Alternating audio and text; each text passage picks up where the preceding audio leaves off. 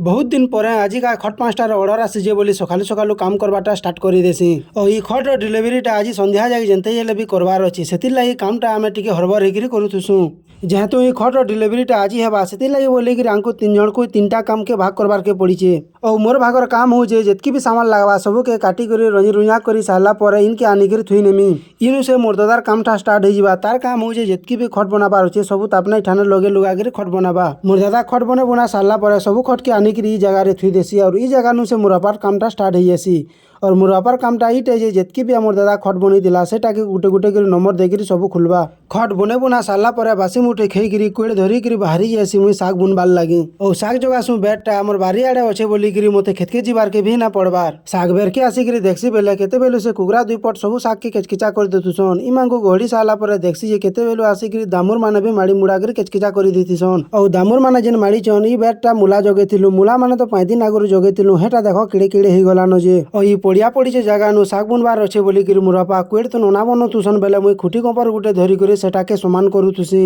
सब are some साम करी साला पर मुरापा तो जल्दी जल्दी साग बुनी देसन और जल्दी जल्दी साग बुनुसन जे पैन टिके टिके थिपी बसलानो ने तो सब सागटा बेकार ही जिबा।